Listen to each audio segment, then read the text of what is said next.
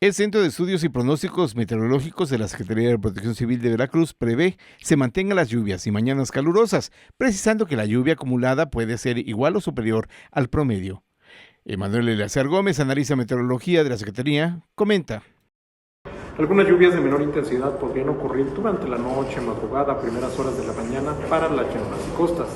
Por otra parte, los modelos de pronóstico están indicando que el potencial de lluvias estará incrementándose entre viernes y sábado en diversas zonas del estado de Veracruz como resultado del fortalecimiento de una vaguada sobre el suroeste del Golfo de México, y también adicionalmente se espera la llegada de una onda tropical tanto en la península de Yucatán como también sobre y al sur de la región istmica de Tehuantepec.